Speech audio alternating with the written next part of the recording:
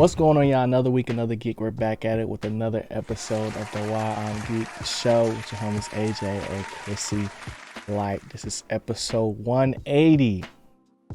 One step closer to the big 2-0. And we're talking Thunderbolts today. But before we do that, Chris, how you feeling today, Brody? Doing pretty good, man. A lot of sports going on like today. And then my squad plays tomorrow too. So a lot of sports things going on, but in good spirits. Excited for the week and especially excited for this podcast because I think it's going to be pretty juicy. But how you doing, G? I'm great, bruh. I'm great because the movie club is back. The movie club is back. We finally got back in theaters. It's always like summertime. When you like, yeah, it's been a while though. Hit that run of movies. But you know, it was for Thunderbolts to be the first one. I don't know necessarily like what. I don't know. I don't know if excited is the word, but I'm just curious, like, because we talked a little bit about the movie after the movie, you know, but nothing like too crazy. But yeah, I'm excited to see what your thoughts are post, like, what? How long ago was it? A couple days? A couple days, like 6 days. Yeah. 5 days. And I already know your score, unless it changed. Did it change? No, it didn't change. Okay. So we'll still save that. We'll still save that for at the end. And I did see it twice. You did. Oh, yeah. That's a good insight. But yeah, let's just get started, bro. Let's just get started with how they started, bro. Yelena, the star of the show, the second coming of Black Widow. I said that, they didn't say that, but you know, because she doesn't really have a code name yet. She's just Yelena. But I don't want to necessarily like just tell the whole movie, but you know, this does cover some of the aftermath of Endgame and just kind of catching up with some of the characters. The last time we seen Yelena, I think, was in the Hawkeye show when she was after Hawkeye, because technically he killed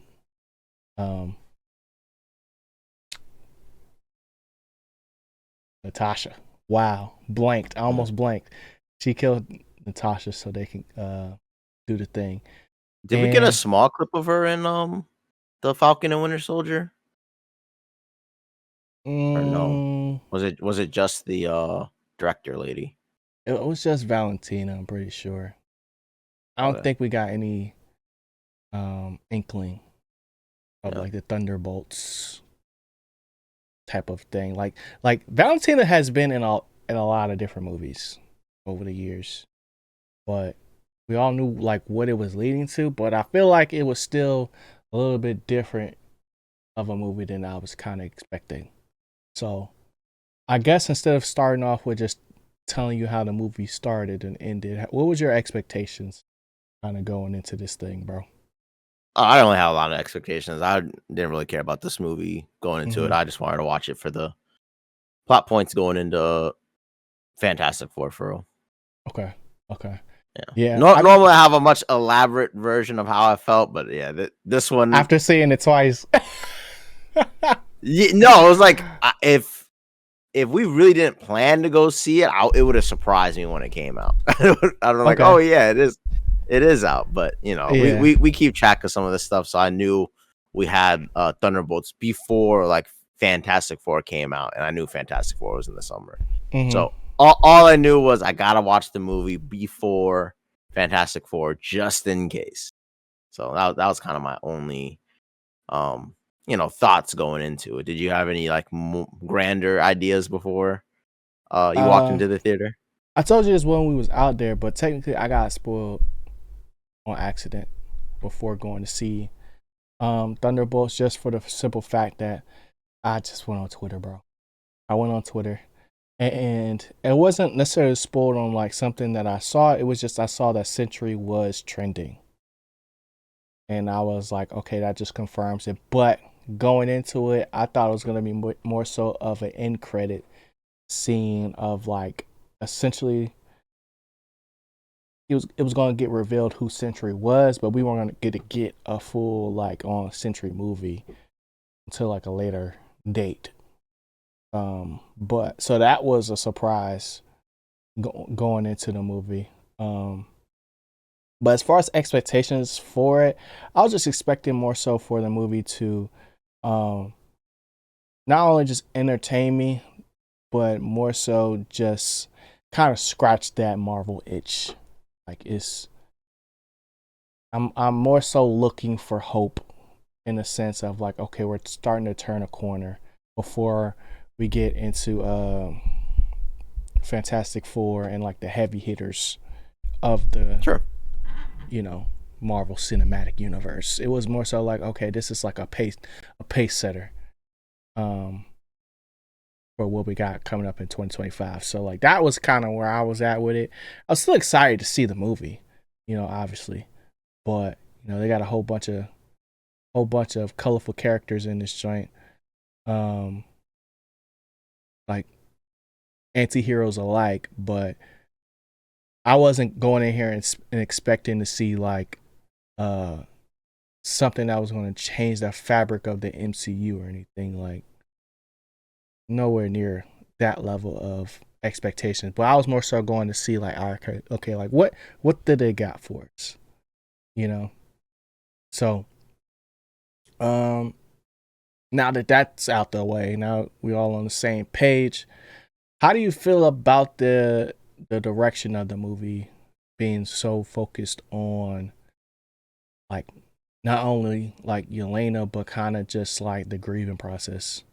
Because we talked a little bit about like how her state of mind was going into it, being she's still grieving over the fact that she lost her sister, and we saw a little bit of it in Hawkeye, but not enough to be like, okay, she's better now.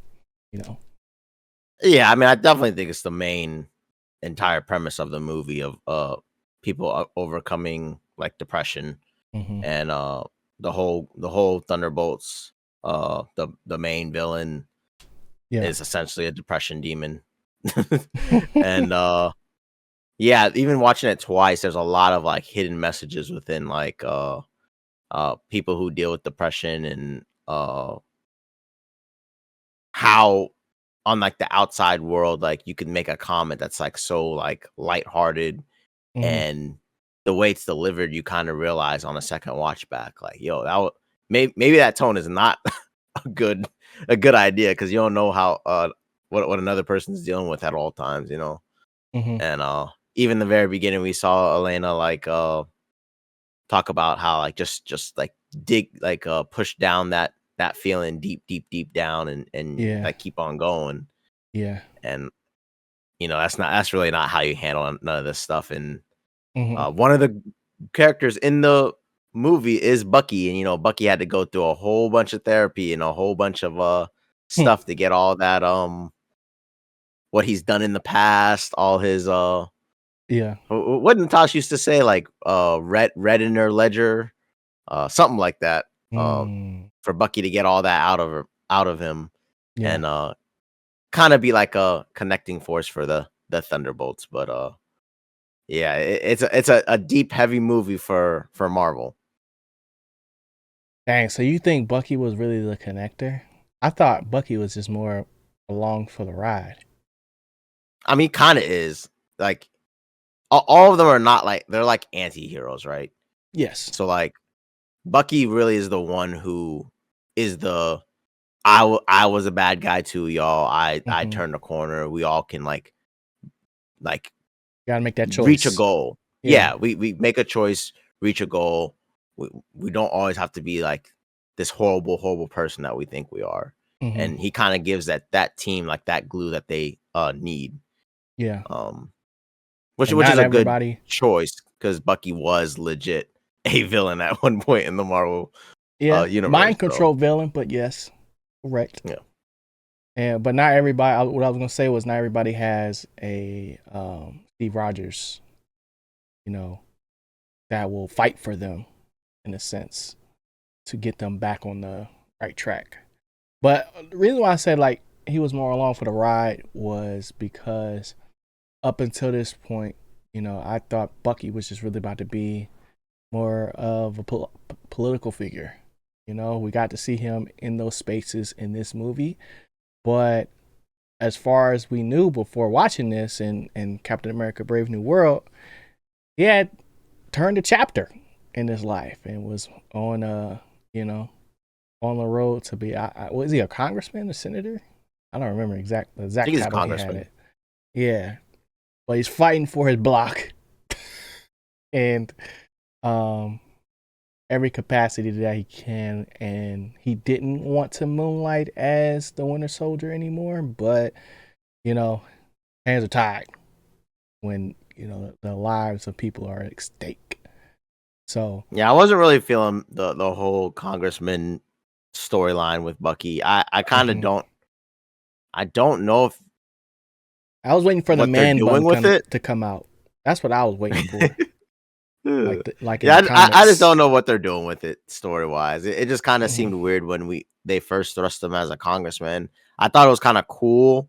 Yeah. Like, okay, I see where they're trying to transition that character, so he's not like a big time role. But then this movie came out, and I was like, so we're not gonna do any like congressman stuff, at least a little bit first before we get out of it and we get straight back into the game. But it is what it is.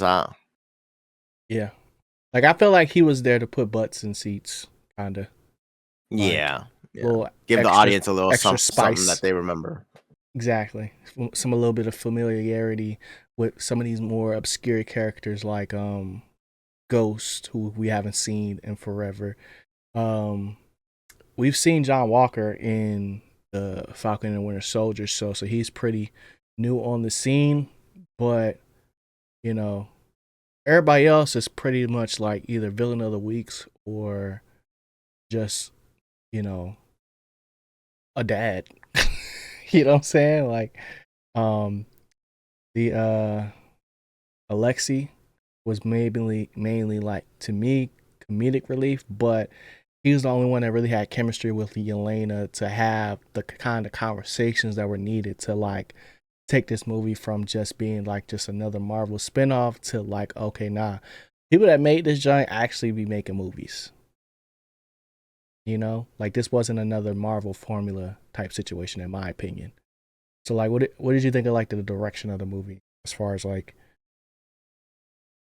the approach that they took in the craft? I think it's definitely one of Marvel's most complete movies. Like they did a good job overall, like character development. It was definitely more narrative driven, and they definitely didn't go for like the classic Marvel big bad like finish or stuff like that. It kind of felt like they built it from the ground up. Of we want to talk about depression. We want to talk about how these affect all of our anti-heroes and how it affected all of them. And then in a way, we want to figure out a way to merge this into launch more Marvel stuff or connect kind of obscure Marvel characters that people kind of thought we'd throw away and put a new fresh spin on it. And I think like you said, the Winter Soldier and the Red Guardian do a great job of being those to help us like this new gang of Thunderbolts. Yeah, and great direction to do it, to be honest, even watching it 2 times. Yeah, because I think like the initial choice of making a Thunderbolts like origin story be more of like a hoodwink, like a long con type of situation was a way better take than to like have like what you would normally think of Valentina already hiring these people to do her dirty work, and then a threat comes about and they need to assemble to take it out. It was more so like, I'm cleaning out my dirty laundry because I'm finna get audited. Yeah. And like that was a unique approach to me, to where it's like, oh nah, like they really thought about how can we reintroduce to some and introduce to others these Yeah, like how would you characters get that these random characters in the same box? Yeah, because even like if you really think about it, like Ghost or Ava, depending on who you ask, was a main villain, but they weren't like the star of the movie like what like a Thanos would be. And like John Walker was a bad guy, but he wasn't the main focal point. They were all like, He was Cap. he was Cap for like a little bit. Hey, it counted, hey, this Cap had to be stopped. So Yeah, he was a major guy. that's true. But I'm in the grand scheme of the projects that they were in, they weren't like super OD as far as like, oh man, like I can't believe that they got away with this, or like I wonder when the next time we're gonna see this person or that person, to kind of just like fade into the distance. Like yes, they still matter, but the context really matters in which they bring them back. And I feel like the bring them back like this is probably like the best option, because it keeps you on your toes. Like I was not ready for that twist at the end. I didn't think they were going to essentially kill Valentina for basically setting all of them up to kill each other in broad daylight like that. But I was definitely not expecting there to be a press conference announcing them as the new Avengers in the MCU. And I was just like, wow, what a turn. I was like, dang, like Valentina don't play, like Yeah, she can spin it, like quick on her toes, bro. Yeah. So it was just a really solid movie that had me like, yo, this was a good time. This was a good time. Even though it got deep like multiple times, I think the approach to it, like even if like cause like for some characters we didn't really have to go super in depth of like how they felt in their backstory and stuff like that, but because of who they were, we can understand like, and because of the amount of them, we can understand the feeling that they was trying to get across, and it focused on the characters that they needed to. I feel like as far as like efficiency goes, like you said, like this is one of Marvel's like most well put together, um, movies in a little while,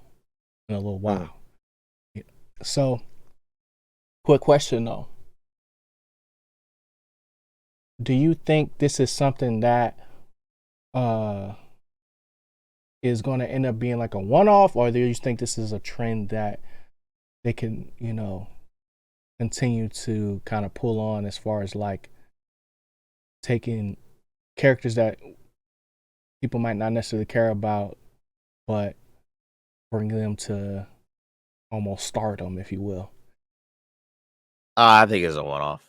I think it's a one-off. I think they're definitely going to switch the way they do movies and TV shows after, just of the track record they've had. I think they'll just set it up with just more movie focused, and we'll see, because we do have like the Young Avengers and that we'll have to figure out how we're gonna get into the movies. Yeah. And it is much harder to do that when sometimes Marvel feels like homework, like you have to watch so many shows. I think they're just gonna have a movie that highlights pretty much half the team in it, and we get introduced to them before they bring them into big time stuff. We know Spider-Man was introduced in the movie first, and like was it Avengers? Pretty sure Maybe it was not. Civil War. It was Civil Civil War. War. Yeah, a Cap movie. So I think maybe we'll get more of like that introductions. Which is not fair, by the way. I feel like it's better. Like I get it. I'm just saying, like, it got to a certain point where Captain America movies was basically Avengers movies, like every single time. I mean, I think only Civil War though. You know, No? I don't think anyone felt that way with the first two Cap movies. Just Civil War, because Civil War automatically was like automatically you had all the Avengers. You know what I mean? Yeah, but it just felt like they was cheating at that point. I don't know. That's when I was still in my I was still not messing with Cap at that point until I was Team Iron Man. I don't know, but I rock with Cap. It's just definitely like I think that's a better way of introducing like the characters more than like this TV show angle because luckily they were able to flip this anti-hero script into like a single movie. Yeah. So these are all characters that kind of like you said, Ghost, Bad Cap. No one really was rocking with them when they saw them on screen. They were like, Bad Cap. Yeah. Yeah. But now it's kind of like, yo, even they know like they're bad. And it's not like now we kind of see a little bit redemption arc, but even at the end of the movie, they're like, yo, not my Cap, not the Avengers. And even we see it at the very, very, very end, like, yo, we might have to get that name back. Like, hey, the internet done spoke. Yeah. Trademark wars. So I just think this is definitely a one-off. They're trying to fix it, and I think going forward they have just a better idea of how to introduce people, how to introduce narratives, and so just a one-off. Good job doing it, and director. I think that tone and everything, I think it's definitely a one-off too. I think they will go back to that Marvel formula. They just had to take a break for this one. Yeah, I mean, because like all the signs were there of this can't be like your normal Marvel movie. To me, if you're going to have a larger than life character like Sentry in it, because it's like, who do you have fight Sentry, really? You know, like, I mean, the trailers looked like trash to me. I was just like, the trailers. I didn't even know Sentry was in the movie. Yeah, that's what I'm saying. But, like, it just. I feel like in that sense, you were banking on name, image, and likeness to get people in theaters. So it's like because like as series of a topic that they were covering, the movie was full of jokes, humor, and like Dead Space, where it was like, they would leave kind of up to you how you interpret what they're saying. So like what you were saying earlier, when Elena was giving advice to young Robert Reynolds, aka Sentry, on what to do when you feel the void taking over. And she suggested him like, oh, you should just, push it down so that, you can do what you need to do, basically compartmentalize the situation so you can do your job. But after years and years of doing that, you could slowly see with Elena and her backstory, as far as like what we got to see early on in the movie, that doesn't work. So us knowing that it doesn't work and her giving that advice, but giving that advice in the form of a joke, is like making light of the situation. Sometimes is the only way to, give advice that you're not even taking yourself. You know what I'm saying? And I will point out, like, even that part, like, when you watch the movie, like, that's like the main thing that jumps out. But the very next line was she literally said, like, and once we get out of here, you can do what you want. If you kill yourself, get yourself killed, or blah blah blah. Who cares?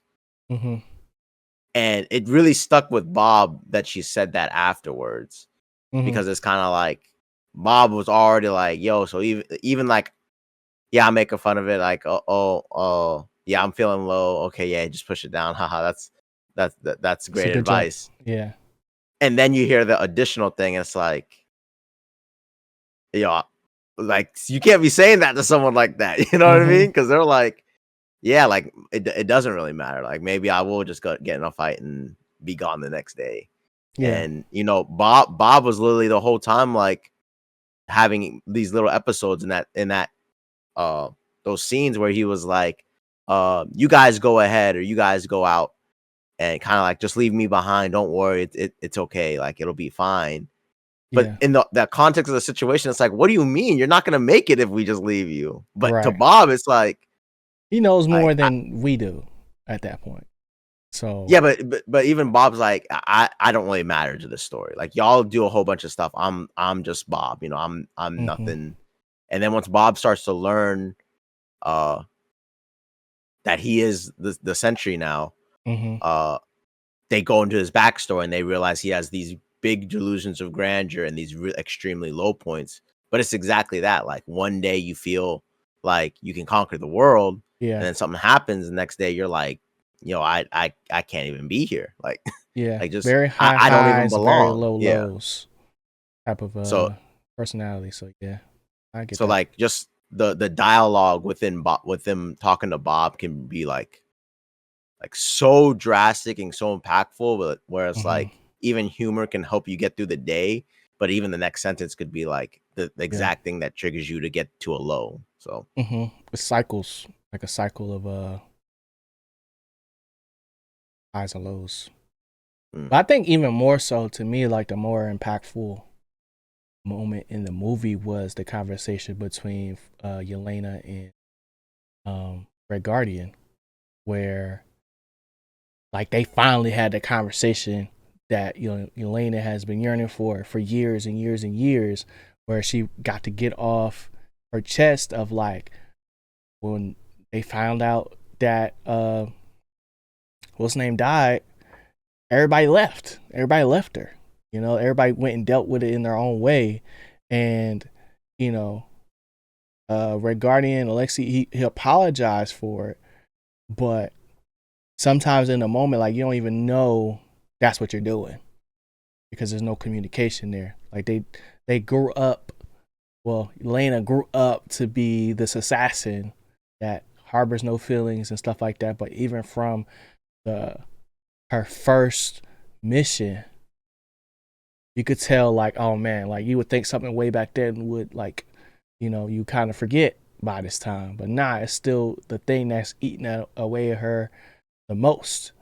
So I think at certain points this movie became like a talking head movie, but it made it better to jump out of the Marvel formula because it allowed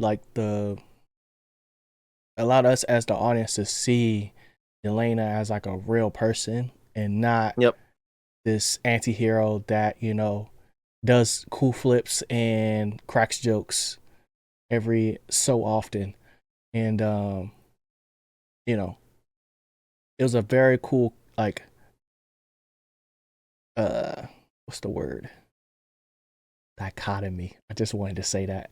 It's a it's a very cool dynamic to watch in the midst of like chaos happening. Because in that moment what sparks it is like we can't do this. Like we are not heroes. Like she just got finished, reading every single one of these people and telling them how much they don't like, not that they don't matter, but just like this is not what we do. Yeah. And it's just like how horrible of people they all are. And like they're just, this is not their lane. Yeah. And this is like, why even try? And Alexia, metaphorically walks her off the ledge to being just like, all right, we gotta lock back in. There's something bigger going on here. So it was just like that to me was like my favorite moment in the movie. What was your favorite? See, you've seen it twice, so you gotta have like a favorite moment in it, or no? I mean, mine's just a little bit more simpler. I just like the scene where Bucky appears. When Bucky first appears, it just gave me like some Terminator vibes. The bike, the bike scene.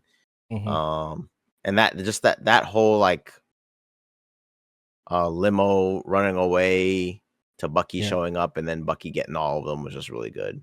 I just thinking thought that overall, he was on like their that, side.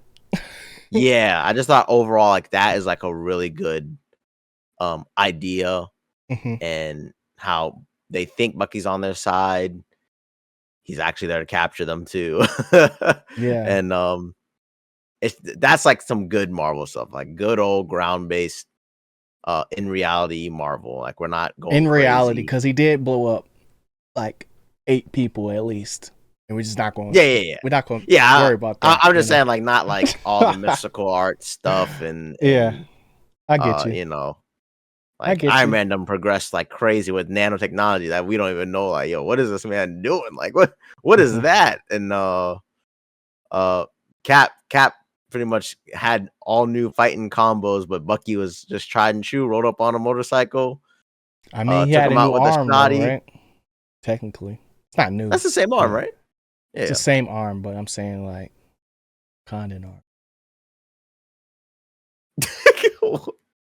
Yeah, the same arm he's been having since. Since I'm just saying. Yeah, I'm just saying. Yeah.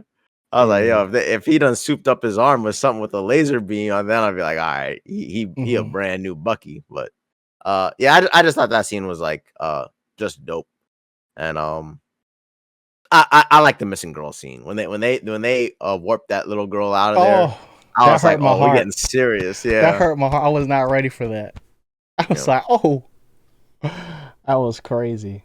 But I think even before that, you know, like as we talking just action, just seeing Sentry in action in his like awakened standpoint before it becomes the Void, as far as like, you know, Robert understanding his power and adopting the identity of Sentry that, you know, basically, you know, backfired on Valentina, because it's like she thought she could control him, but really she can't. And even though they had the kill switch or whatever, like that made things worse, you know. But everything up until that point, when they were all trying to fight him, at that moment I realized what we were getting into, because I was like, oh, they literally can't do anything to harm this man. And once he realized like they're no threat to me, why would I even attack them? Like, who are you? I'm basically a god. You said it, not me. Like, you know what I'm saying? I was just like, oh, okay, this is what we're doing. I was like, okay, so there's not going to be no Red Hulk that pops up in this joint this time, but we still finna get some talk no jutsu for the win at some point here. But hopefully before that happens, we get some good dialogue. We get some good, you know, flips in action, and it looks cool. And they went actually in a whole complete different direction by jumping in the Void, bro. Like, what did you think about that part of it? Were you like impressed with the, you know, kind of how warpy it was, or was you just like, oh, this is different? Like, what's your reaction to it? No, I thought it was really cool. And like you said, we knew that they weren't going to defeat them. I mean, we kind of already know what the Thunderbolts team are capable of, and we knew that this type of threat was not beatable for them. So when they jumped into it, we knew it was going to be like a talk them down the ledge type thing, and talk some sense into them. The only issue I had with it, like a negative for the movies, I really wish they did deep dive more into that the little pocket dimensions of depression that the Void put everyone in. If they would have done that for all the Thunderbolts characters, I would have liked it a little bit more. Yeah, I kind of feel like they had to have somehow in some type of director's cut, and they just cut it because they didn't like it as much. Probably cut down on the pacing of it or something.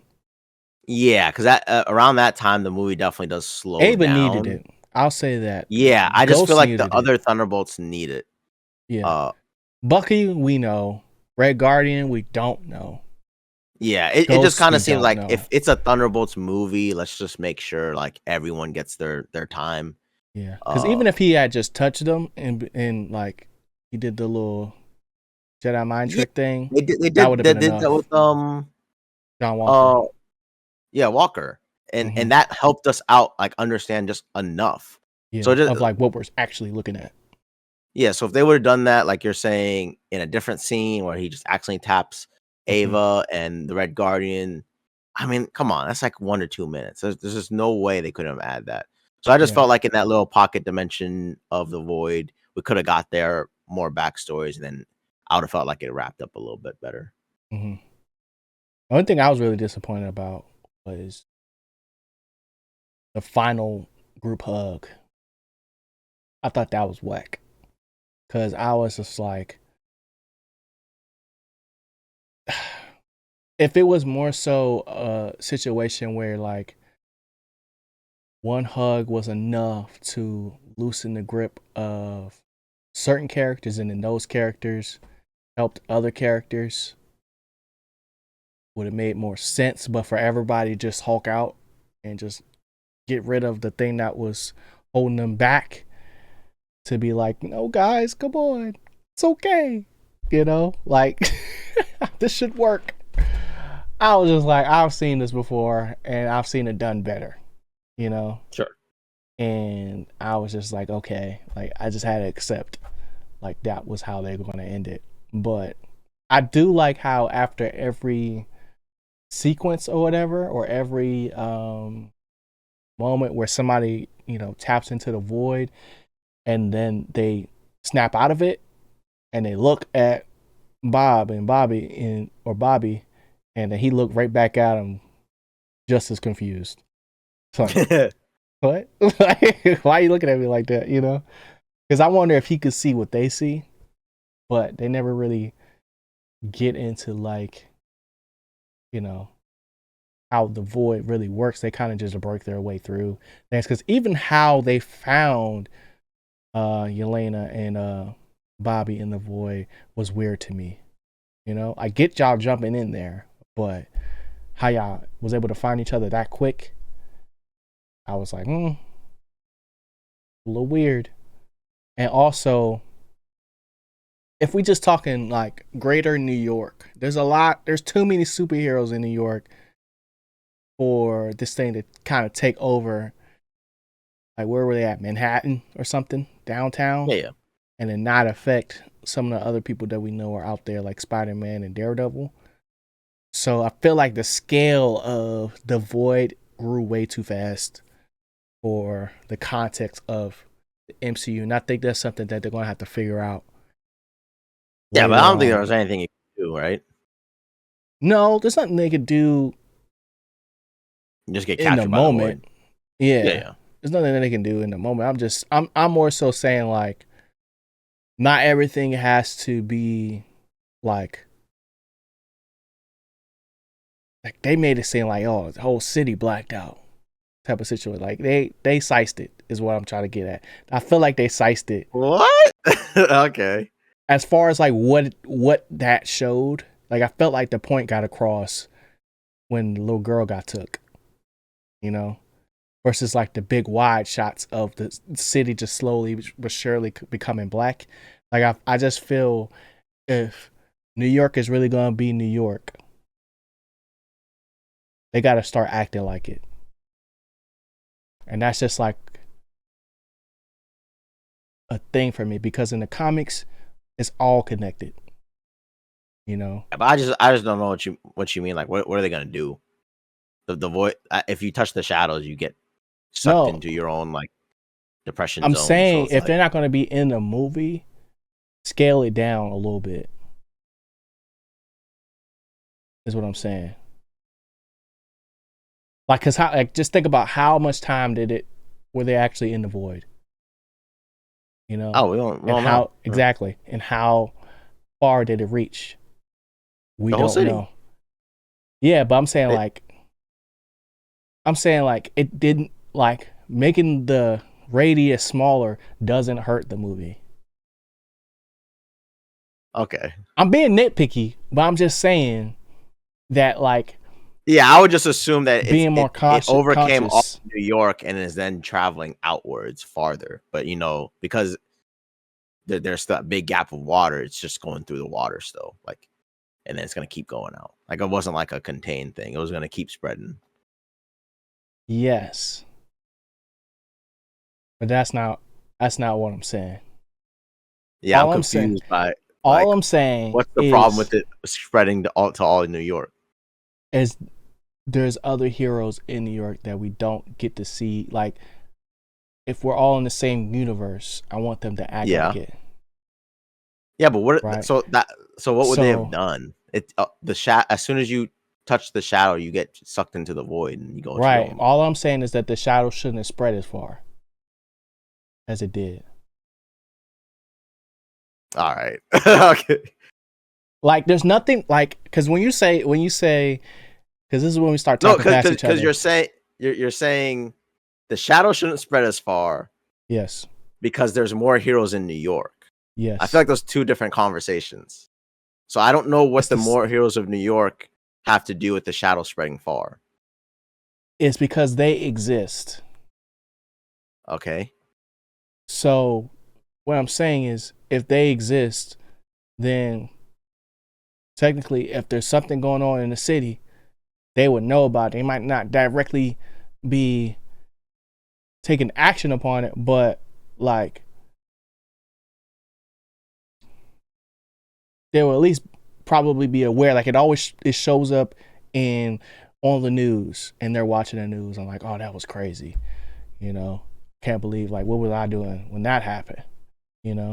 Or like, just like how they continue the lore throughout the different series and movies. I'm just saying, like, I think they need to be more conscious as far as like doing something like the Void, where it doesn't need to reach as far as it did, because then they have more to explain when it comes to, like, where was Spidey when we needed him? Where was this person? Where was Daredevil? Bro was in the void. He done got sucked up, bro. Like, bruh. He got sucked up and spit out, and then that was it. Him and what's his name? Strange too. Strange got in this void and in them car crash multiple times. He was dealing with some demons, then got spit out and was like, yo, that was crazy. Like, I need to talk to y'all this second. I'm just talking scale wise. You got to think about who's in it and who's around it. Because, like, if New York is going to continuously be the setting for these big movies, you got to realize who these big characters are. Because before, it made sense because there was no Spider-Man, but ever since there is one now, it's just like, oh, what could he have been doing when this was going on? So it's just like, as cautious as they were about making sure that this movie does feel bigger than, the characters that are in it, by adding characters like Bucky and having these bigger conversations about the fact that there's no more Avengers and stuff like that with Congress, and like just doing these things that, like, doing these world building things factor in the world when you're creating these feats, especially if it does, if Century doesn't cover every part of New York, that doesn't hurt the movie. The point still got across. You know what I'm saying? I get what you're saying. Yeah, that's all. That's it. Yeah. It's just something I was like, it doesn't hurt the movie. I'm just saying, y'all get it. I'm not gonna keep repeating myself. Yeah, you're good, bro. Yeah. Okay. You got any questions for me this time? Because I always wait till the end before letting you get like some. No, really, all my questions for you is like for like after like the post credit scene stuff. I did want to say that what's her name? Yelena definitely was the best female lead I've seen in Marvel. Florence go crazy. And you can't even say like she's definitely the lead character of this. I know it's the Thunderbolts and it's a bunch of people, but she's definitely the lead. Yeah. And she pulled that tape first for a reason. She New Avengers tape. Yeah, the new Avengers. She's really the face of the new Avengers, and it kind of just feels like, dang, they kind of messed up the Black Widow movie. I feel like they should have thought long and hard. That's been dead and gone, bro. Yeah, but it doesn't just seem like this. No pun intended. The way they wrote her character just felt like it was handled with more care than when they dropped Black Widow. Black Widow definitely feels it was a back burner. Yeah, we gotta give you a movie. Here you go. Here's something. It should have been happening. I just wanted to give her credit, and then what else? No, I think we talked good enough. Definitely efficient movie is probably the right term for it. I definitely liked it. I didn't really love it, but excited to see what the new Avengers has next, because that was quite the twist at the end, and kind of gave me a little bit of the tingles of, okay, this is kind of feeling like Marvel, where it's like, all right, they're trying to get me back into the swing of things, but deep down, I was like, y'all got Super Soldier, Black Widow, and then Ghost. Ghost pretty tough, but I was like, they just said, oh, don't every Super Soldier we have on this team, the new Avengers. Exactly. Easy as that, bro. But yeah, this movie gave me hope. This movie definitely gave me hope, and I'm not talking Hope Summers. I don't know what else to say, bro. I think we pretty much said it.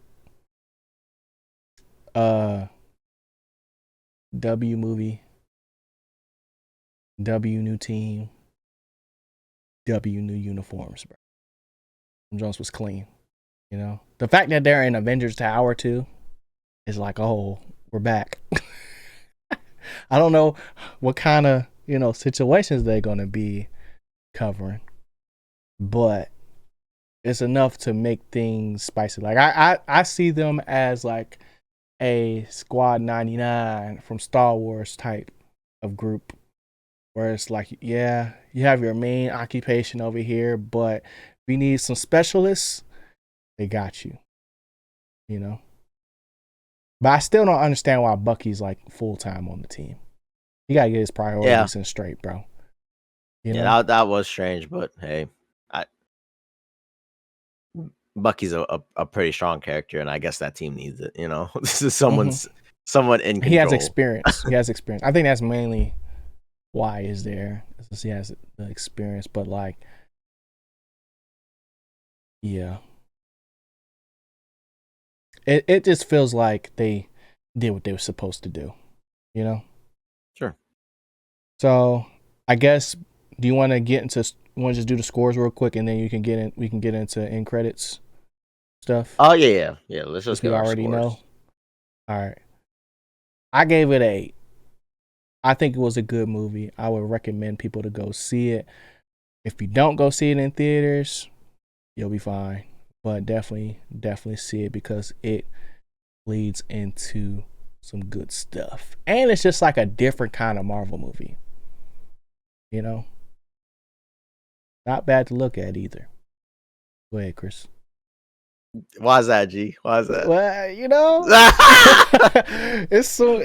they got some good cameras, great close-ups, I will say,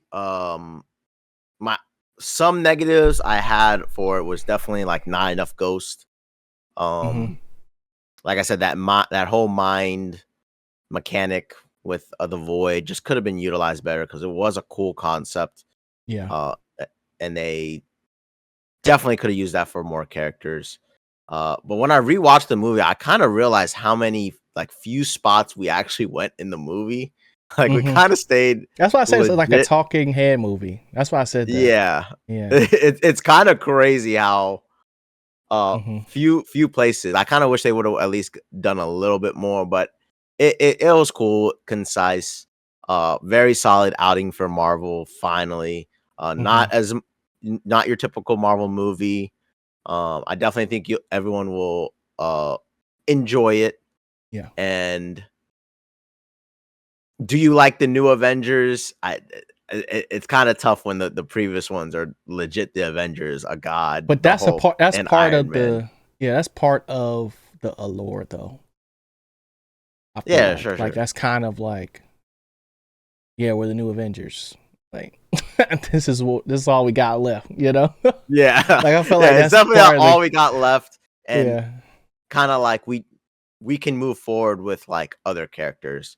And overall, it's just a really solid movie, one that I definitely expected to be much worse than it actually was. So yeah, I gave it a 7. It's really hard for me to bump it up into that 8 field, just because I kind of do feel like Marvel has produced a lot better movies, but story wise, character wise, it's really good. And yeah, deep down, after watching it twice, I kind of feel bad for Black Widow. I'm not gonna lie, it was just a weird feeling it twice. Yeah, says a lot too. Day. Yeah, true, but I mean, I don't know if I actually would have went back to the theater to see it. True, and I don't think I would replay it once it comes out on streaming. I could say that about a lot of things, though. Yeah. But so yeah. I've been felt bad about the Black Widow situation, though, because it's like, even it's definitely glaring now. Like, yeah, and the fact that she was suing too. It's just like all bad. It's all bad. But I think she got the bread. I don't remember what the outcome of that was. But just the way, because they was trying to blend it into the Disney Plus release. And it was like COVID time. And it was like, this should have been out. What are we doing? Yep. She's dead. Like, what? Like, why now? You know, that was peak cash grab Marvel formula moments. But you know, the movie wasn't terrible though. Some colorful characters in that too. And then Taskmaster. We didn't even talk about Taskmaster because she got murked. She got a scene and that was it. So that was it. You know, I'm gonna treat it the same way. But I've always also seen Taskmaster as a Spidey villain or a Spidey rogue person. So now that's not the case anymore. Marvel just threw it in the trash, said we got too much on our plate. Yeah. Casualties of not war, but they're just trying to answer every question that probably keeps coming up. Like, when's Taskmaster coming back? It's like, you know what, just get her out of here in this one. Yeah. So let's just get into end credits now. We got a Silver Surfer cameo. Right? What was the end credits, bro? What? No. I could have sworn. So the main one was what was they're all at Avengers Tower. Yeah, and it was something incoming, right? Yeah, and then it was the rocket ship from Fantastic Four. Oh, that's what it was. That's crazy. The Silver Surfer was in the trailer. Yeah. The Avengers, the Fantastic Four trailer. That's what it was. Because we saw both of those things in the movies. Okay. Yeah. So what was the questions that you had? Because I messed it up already. Well, I definitely know we talked about it walking out the theater, that like it just confirms kind of what everyone was thinking, that like, why in the world is Fantastic Four like kind of set in the past, and how the heck are we going to get to how are they fighting Galactus? And the more I thought about it, the missus had a really good thought that, you know, like still, it doesn't really make sense for Marvel. Like, we know they're beaten down, but an Avengers movie is not something they're going to mess around with. Yes. And the thought that that's just the Fantastic Four arriving just does not make sense. And a really good idea, we don't know if this is going to be true, because W theory, here we go. is that the rocket ship is actually Doctor Doom. And it makes sense because we were wondering if Doctor Doom would be revealed in Fantastic Four, but it would make sense for Doctor Doom to appear from the ship that gets picked up by the new Avengers, who at the very end, they were talking about how the internet's still hating on them. They're not the real Avengers. Let's go show them. Let's go. You know how you show them? Yeah. Is the spaceship that arrives is freaking Tony Stark lookalike. I don't like who that. Ultimately is Doctor Doom from the universe that gets destroyed in Fantastic Four. I don't want to see Robert Downey Jr.'s face. I'm not sure if it's 100% confirmed, but I think that's how like Doom's gonna get power. I'm not mad if that's Doom. I'm just saying I want him to already be Doom. Like he can't. Yeah, he can't look like Tony. Yeah, like I think that's gonna be the. It's got to be like cliche of it. Well, I'm saying like it looks like Tony Stark. Tony Stark comes from another dimension to help us out again, reestablish the Avengers, and then that's when Sam and the other Avengers are gonna fight each other in Doomsday. Mad now. Yeah, because it just felt a little too. That's too close. Because all I'm saying is from that trailer, or yes. It's just so on the nose, like, oh, and our next movie is Fantastic Four, and I'm like, yeah, ain't no way. Like in our brains, we were just thinking like, yeah, that's a little just too clean. Like Marvel is definitely smarter than. And then they're just gonna fly in a spaceship and get out of there, and then boom, they're in our universe. Because we're still left with the question: where the heck is Doom? Like where is he showing up in this universe? And I kind of feel like that's it. They said a space event is happening. Yeah.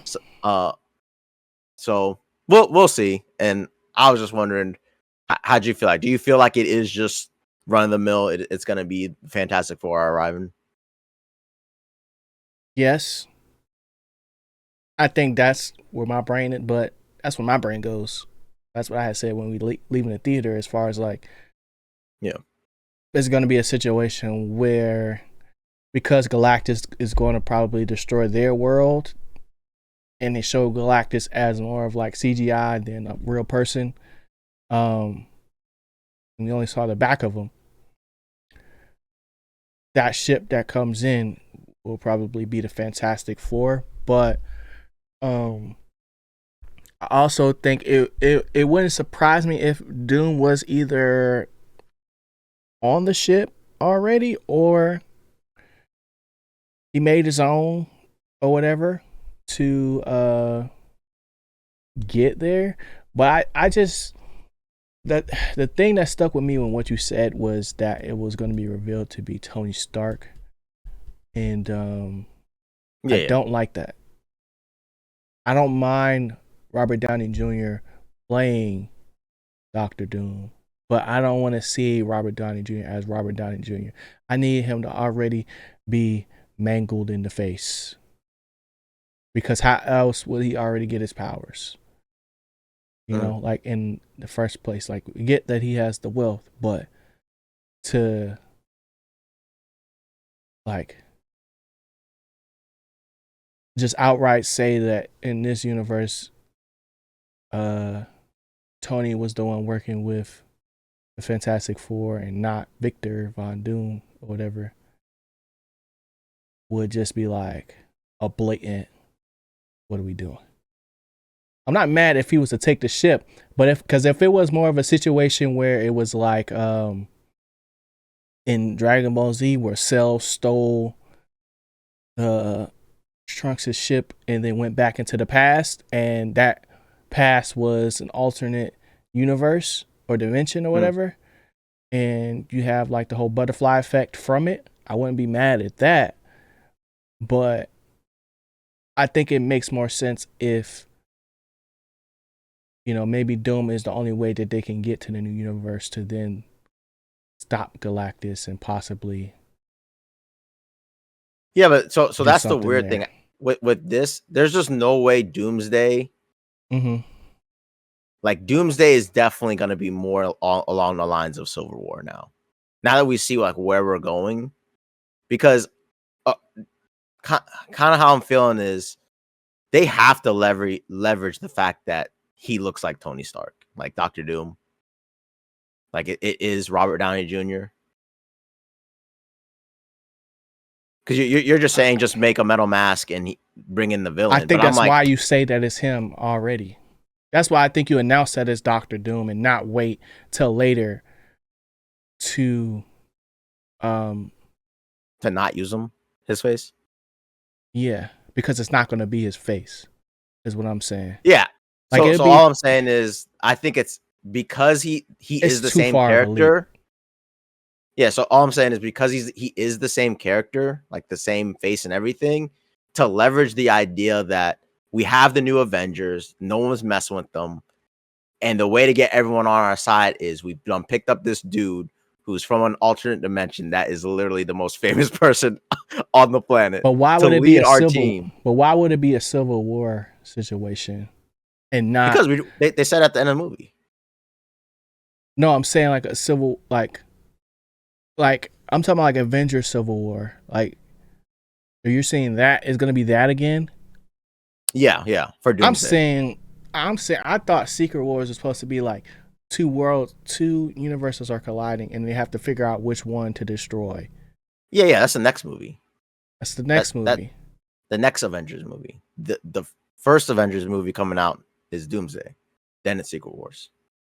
Yeah, so I don't think Doomsday is gonna. I think the new Avengers are gonna be there, but I don't think it'll be at the capacity that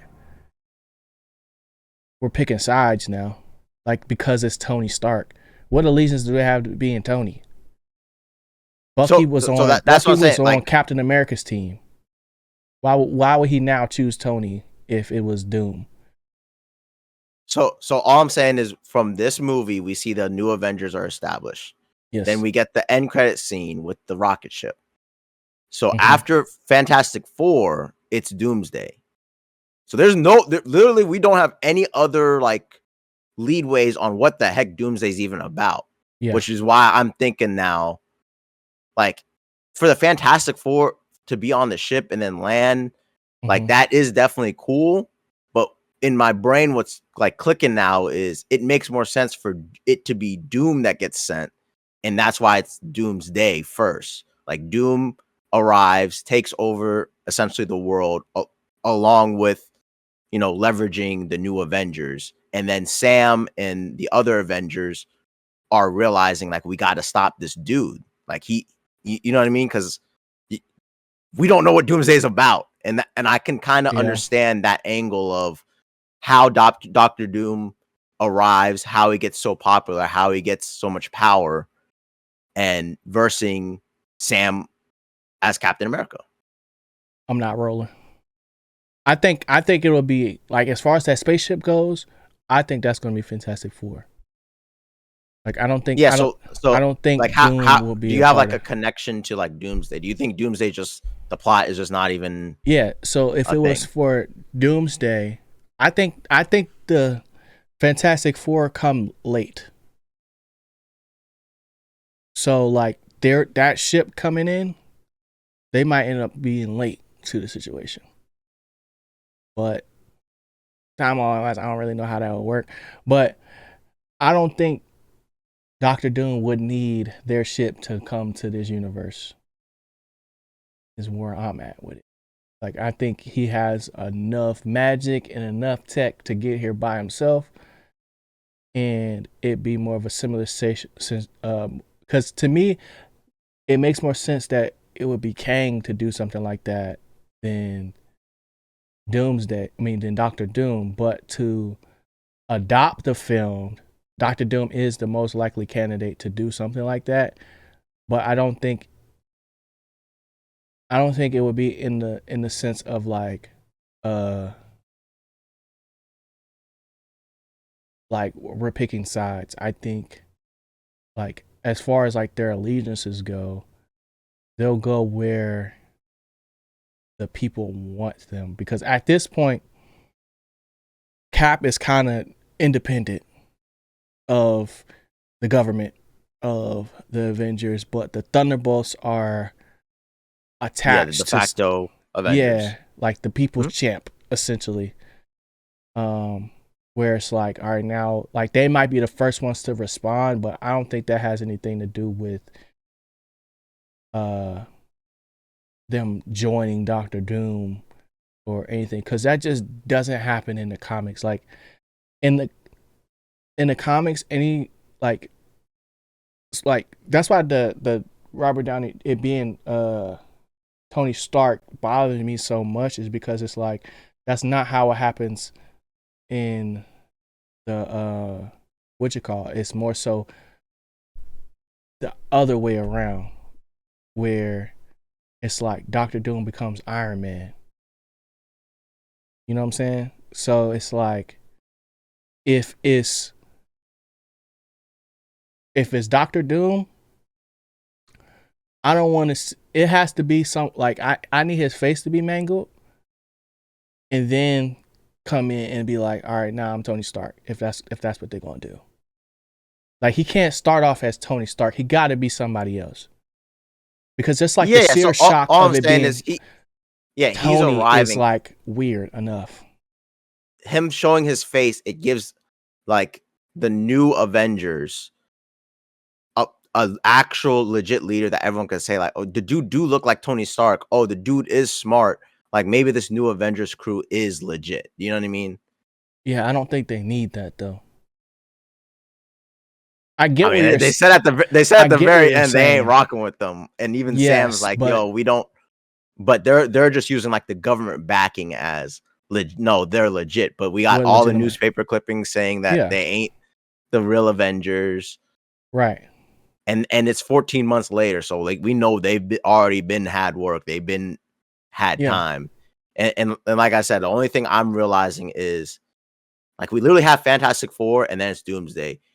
The Fantastic Four clearly is not leading into why Doomsday is gonna be like super, and I'm just envisioning we don't get Doom either, but Doom is a character that's like, yo, Reed, we can't beat Galactus. We got to get out of here. You know what I mean? Like, what are we doing? We cannot beat Galactus. What? And Doom's like, bro, I'm off. And then boom, that's how we pick up the Doomsday. So if you want to go that route, I think it's more so it'll be Doctor Doom is the only one that will be able to stomach making the decision to leave than to stay. Yeah, sure. That's what I'm saying. I think it's only Doom, because it just seems to like Marvel. Then how else would they get there? It's my question. They arrive in Secret Wars, because that one is when different worlds collide. So that I'm just assuming there's gonna be a way they survive. There's just not a way they survive like they're in Doomsday. That's all. I don't know. I'm not rolling right now. I need some more, not even concrete. I just need it to make sense, because it's just not making sense right now. Like it's just a theory from the end, because the end just seemed too clean cut. Yeah. Like when I think about what could they do differently, like I think that is the legit a way to get straight to the next movie. I think it's a lot more simpler than what we making it. Yeah, that Doom is just with the Fantastic Four on the ship. Yeah. I think it would be more of that situation than for it to be just Doom and he the only one that make it. Like, yeah. I mean, it very well could be. Mm-hmm. But I do think the face thing is gonna. I think it's fun to think about that, but I don't think it's fun to think that they finna just use Tony face, bruh, or use Robert Downey Jr.'s face. Like, don't do that. Because I feel like it's an important thing for Doom's character now. Like even if all 5 of them do arrive there, Doom's gonna be the most famous one immediately because he looks like Tony Stark. You know what I mean? No. I get that what you're saying. I just don't agree. Like, I get him being Tony, like him being the most popular, being Tony Stark is a thing, but like what I'm saying just because he looks is, like him. I don't think that works. Yeah, you want him to be mangled, just straight up. He's already Doom, but he has to become Doom first. So unless he becomes Doom in Fantastic Four, that's what I'm saying.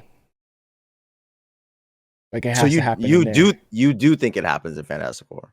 Yeah, but it's independently though. Like it's an independent study that goes bad, where he goes and experiences the same.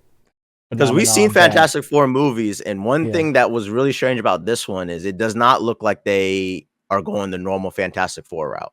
Mm-hmm. Like they did not show them go into the spaceship and get their powers. Get blasted or whatever. Yeah, it seems like this one they already had their powers, but like I said, we haven't seen it. I was just thinking about like that, it and might I was like, it might be it's too obvious because it's like they get hit with the thing and then they realize it after in the Chris Evans Fantastic Four. They come back, but it gets in both of them. Well, I didn't see I didn't see the other one. The trash one. Yeah, I didn't see the Michael B one. Yeah, I didn't see that one. But what I'm saying is like it happens after. So I don't know. I think we're, just a little bit too ready to just put Tony face back in there. Like I think that means something that he gone. Because then you have to answer way too many questions. You have to answer way too many questions. Like I need Doom to stand alone, stand on his own 2 feet, because that is what makes his character make sense. Now, if he comes and adopts what Tony was doing as Iron Man, as like you were saying, like the most polarizing figure in the MCU, as far as like, what he was doing for people or whatever after his whole war, what do they call it? Weapons dealer. After being a weapons dealer, like that life before he was Iron Man. If he's like, he comes here and he's just like, all right, like if he Mr. Beast affies Marvel and it's like, okay, who has the most influence? It's just like, oh, it was Tony Stark. All right, bet. What was he doing? Okay, bet. We finna do that. Yeah. But to take his face, it's the same level of disgust I would have in when Rudy was like, call me Rex now. Like that would be like, yeah, but he a villain. Like I agree with you, but like he a villain, and I can kind of understand why that would play to James Earl Jones this joint, bro. But I kind of feel like that plays into Dr. Doom's ploy to, create peace in our time or whatever, and it has to be cosmetic though. It can't be literal. I'm Tony Stark, y'all. I'm back. Yeah, but all I'm saying is that's too far. All I'm saying is you use his face to gain the cachet. He gets his Dr. Doom look, but everyone knows. Yeah, but that dude's cool, y'all. You're like, I know he's in that green cape and he doing craziness in this metal mask, but yo, he good. We getting peace in our time. We getting protected by this Galactus thing in the future. We good, and that's how he done gets the power. I hate that because that feels like you playing with our intelligence. That's what it feels like. Because like when Doom takes over in the comics, it's literally like the Fantastic Four. Like he's doing all of these things for like world peace, and like he unites all the nations and stuff like that. There's no more war. There's none of that. But it's like he does it in a way where it's like to go against this thing, even though it's like his means might not be what you like, to go against this thing, now you end up becoming the villain. Like the Fantastic Four start looking like villains. Yes. And I don't think you That's do what I'm that, saying. It makes a lot of sense. Yeah, but I don't think you do that with using Tony Stark's face. I don't think you do that. Okay. That's why I'm just kind of like how. Like, well, I don't really want to get into how because I was just saying it. Yeah. Because I feel like that's actually a linkage to the movie Doomsday compared to it's just the Fantastic Four, because I even thought it is strange to have a Fantastic Four movie and then you go straight into Avengers and then the Fantastic Four play a pivotal part in an Avengers movie. Like, I kind of feel like they want to segment this two movies where Doom's not a part of the Fantastic Four movie, but now look, here are the Fantastic Four, and then in Avengers movie, Doctor Doom is the main bad guy. We have the Avengers, and I'm like, I can understand why it would only be Doom on the ship now. Like, and that's all I'm really like just throwing out that I wanted to talk it out with you, because it's just kind of like how now that we're really down to the nitty gritty, where next year this time we would have seen Doomsday. Like, it's up to this Fantastic Four movie, and then pretty much that path is done laid. Like, theories don't kind of really matter. It's up to, hey, Facts. We'll see what the movie is at that point. Facts. I agree with that. And it was important that they put that end credit scene in the Thunderbolts. I do think that was much bigger than just go see our next movie. So yeah, they got a lot of work to do. I'll say that they have a lot of work to do, because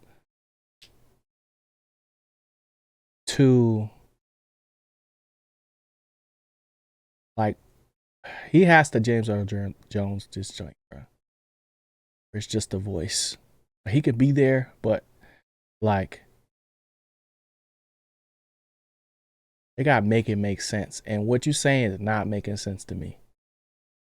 But it's only a theory, so I can't be mad at a theory. Yeah, my only thing is just like, right now, I don't know how Doom becomes Doom and then takes over like our current universe as Doctor Doom. The dude just looked like a villain, you know what I mean? Like, yeah.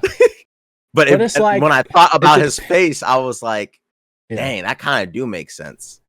That they would kind of let him in and be like, that all right, we'll try to trust you. That part don't make sense to me. I get why it does to you, but it don't make like that. Like, when I hear that, it's complete rejection of that notion in my brain. Yeah, like, you think just because they look alike doesn't mean that it's more trustworthy. Like that. Yeah, that is nuts. That is nuts. But hey, if he's a scientist and makes all this good stuff like Tony Stark, you know how the media gonna spin it.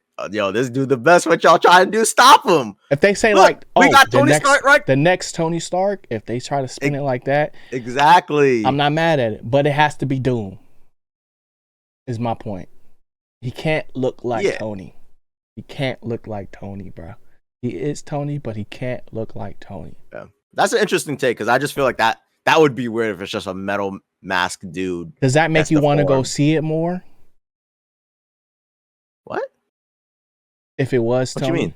Like, if it were to make it that, would that make you want to see it more than if it was just like the Fantastic Four ship? I know. For me, it doesn't matter. It's an Avenger movie. Like, I know that's what I'm saying. Like, the Avenger movie. The more I thought about it, is like, there's no way they're gonna mess this one up, and they can't mess up the setup either.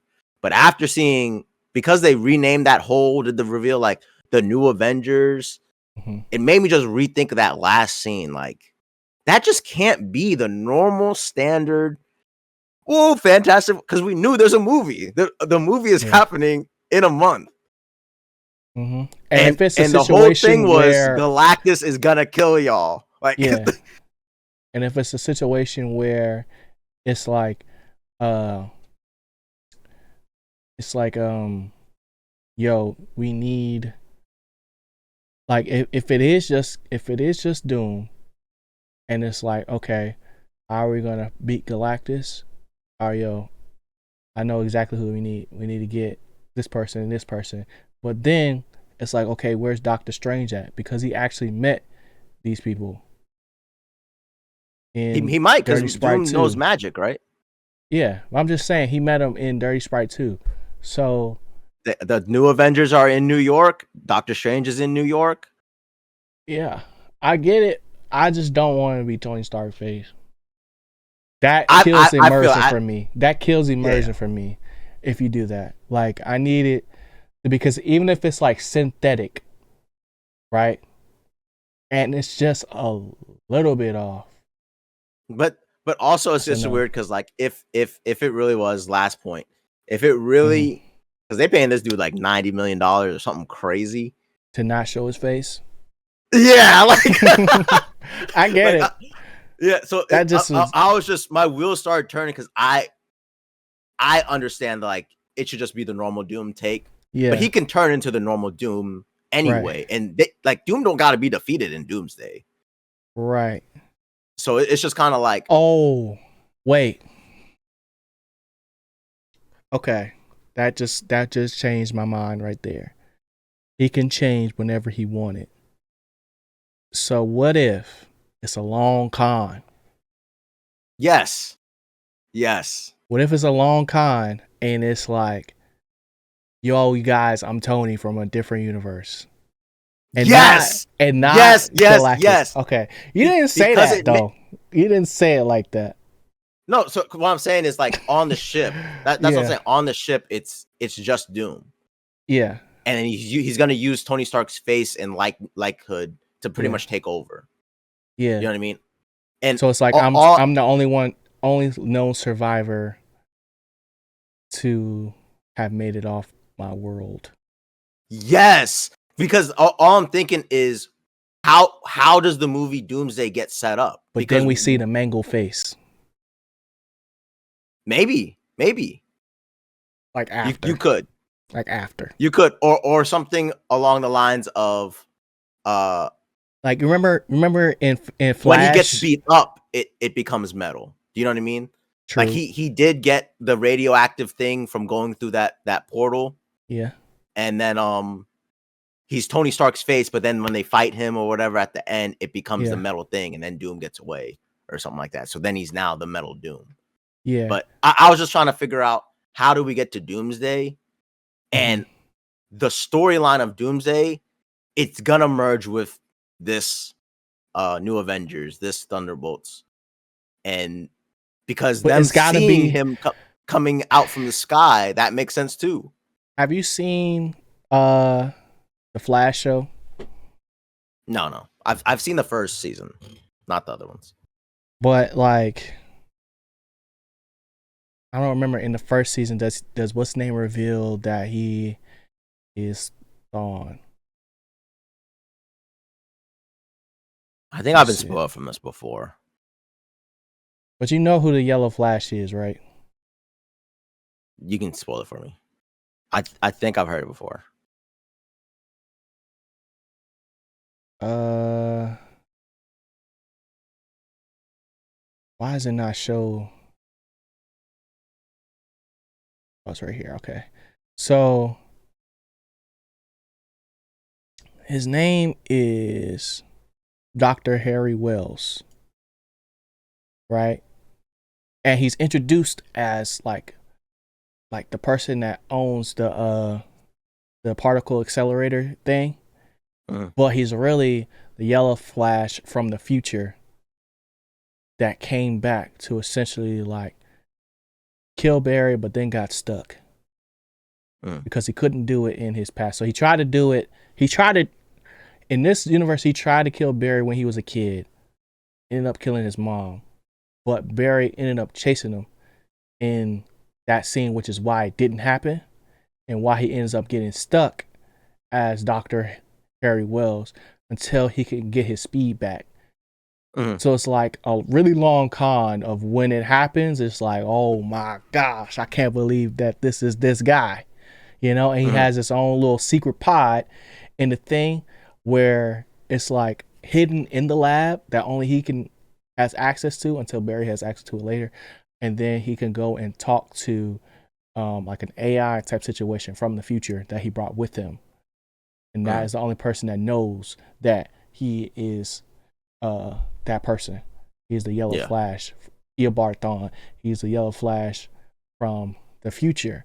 So if it's like that situation where it's like we don't know, like obviously we know that is Doom, but nobody else do. Like as audience we know, but nobody else do. And he playing a role as Tony. He has to do a lot. But that's what I'm saying. That storyline is a storyline that's possible for the Avengers Doomsday. Because I was getting worried, like, what is this movie gonna be about? Because it is gonna be weird if Doom just appears. Because Doomsday not a good enough title to just automatically understand what it's going to be about. Exactly. So it could be I was just thinking, like, or it could be like something blowing up, catastrophic. Exactly. And I'm like, oh, it probably won't be like the catastrophic blowing up. It'll be like him taking over type His thing. entrance into the MCU. And then the Avengers finding out, new Avengers realizing they done messed up, them switching sides, and them trying to fight against Dr. Doom. If that is the case,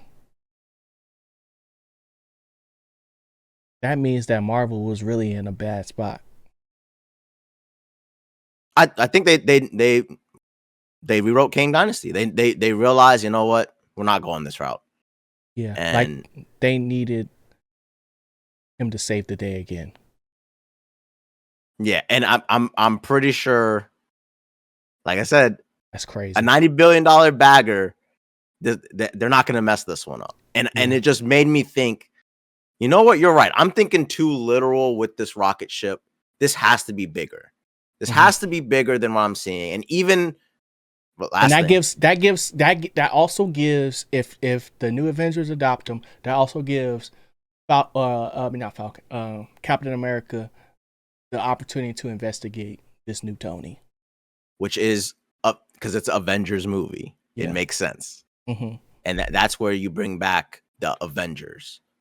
And then you can go to a Secret War like storyline where the incursions really are happening because Doom done messing everything up. Fantastic Four done messing everything up. Yeah. But it's a theory. W assist from Sammy Kins. Yeah, for sure. For sure. Okay. I don't like mess up his face for G. If they do it, they gotta do it right, man. They do it, they gotta do it right. I was already feeling some type of way about them bringing them back, but like this is the only way it can happen. We'll see. But let us know what y'all think in the comments, bro. That took us almost 30 minutes to get to that resolution of like, oh, I get what you're saying now. Because at first I was not understanding what you was saying. That joke was not clicking. But once I realized it, I was like, okay, now that actually could. Yeah. And then watch it just be the Fantastic Four. Yeah. Like it wasn't until you was like, yeah, he can change himself into being Tony Stark. That I was like, oh, there it is. Instead of him, like I was just stuck on the fact that he's gonna be Tony Stark in a Fantastic Four movie. No, don't do that. I don't like that. But let us know what y'all think in the comment section below. Hit the like button, hit the subscribe button for more. Next on the docket. Oh, what you geeked about, bro? Dang. I would just keep it simple. Almost forgot. My team doesn't play tomorrow. PSG is gonna beat Arsenal tomorrow.